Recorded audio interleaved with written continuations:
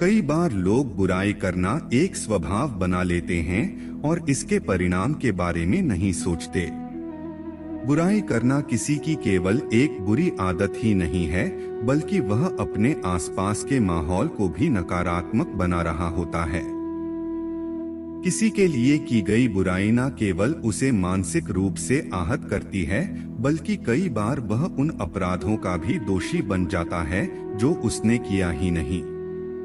कुछ लोग इसे अपने मनोरंजन या टाइम पास का जरिया समझते हैं, लेकिन हकीकत तो ये है कि वो एक ऐसी नकारात्मक ऊर्जा का स्रोत बन रहे हैं जो एक दिन शायद उसे ही निगल जाए। किसी की बुराई करना कभी कभी 100 हत्याओं जितना पाप भी ला सकता है। चलिए जानते हैं इससे जुड़ी एक पौराणिक कथा। वीडियो के अंत तक बने रहें एवं चैनल पर नए हैं तो कृपया चैनल को सब्सक्राइब अवश्य करें। आइए जानते हैं।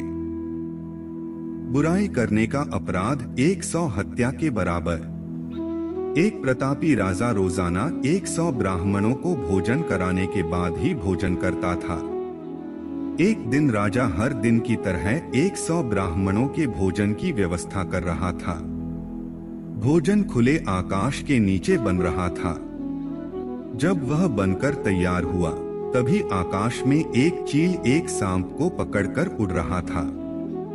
सांप उस चील की पकड़ से छूटने के लिए जीतोड़ कोशिश कर रहा था। इसी कोशिश में सांप के मुंह से जहर निकला और ऊपर से गिरता हुआ सीधे राजा द्वारा बनवाए गए भोजन में गिर गया। जहर को भोजन में गिरते किसी ने नहीं देखा और उसे उन ब्राह्मणों को परोस दिया गया। भोजन करने के उपरांत जहर के प्रभाव से सभी 100 ब्राह्मणों की मृत्यु हो गई। ब्राह्मणों की मृत्यु का हिसाब जब यमराज के दरबार में चित्रगुप्त कर रहे थे, तो वो मृत्यु के दोषी के बारे में बार बार सोच रहे थे। उन्हें इन 100 हत्या के पापों का दोष किसी के खाते में तो डालना था।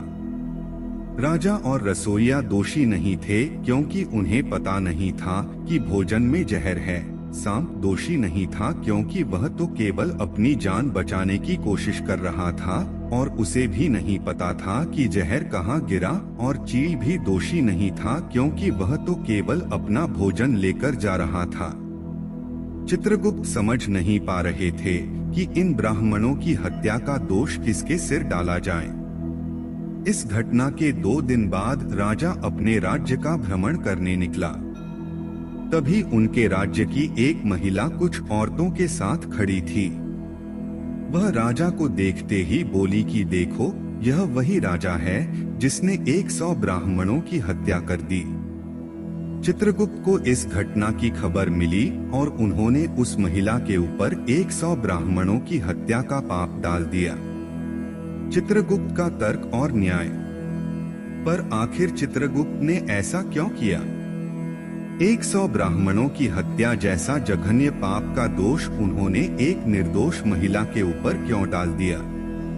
चित्रगुप्त का तर्क यह था कि महिला ने हत्या की घटना और परिस्थिति को बिना समझे हत्या का दोषी राजा को बना दिया और उस निर्दोष राजा की बुराई की।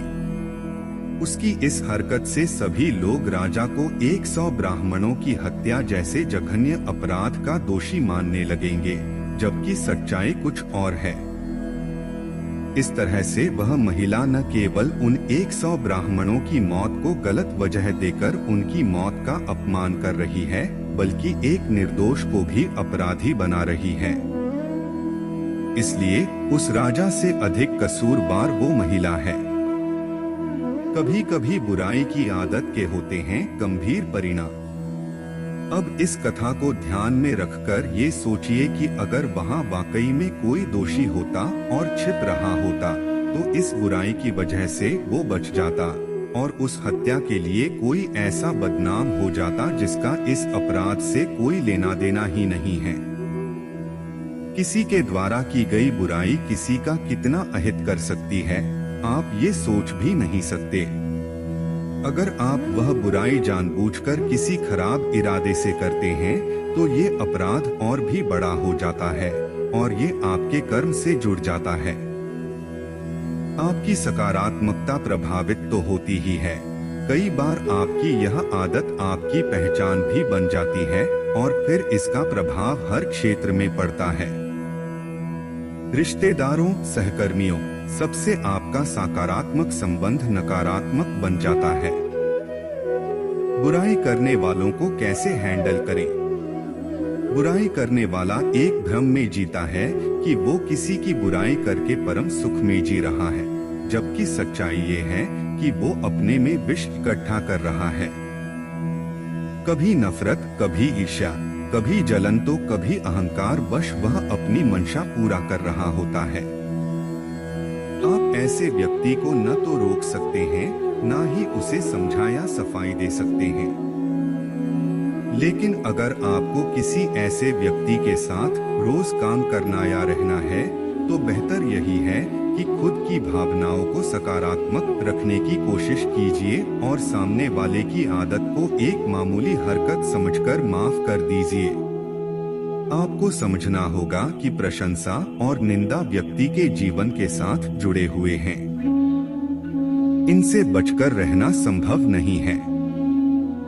बस आप इतना कर सकते हैं कि आप इसे सकारात्मकता के साथ अपना लें।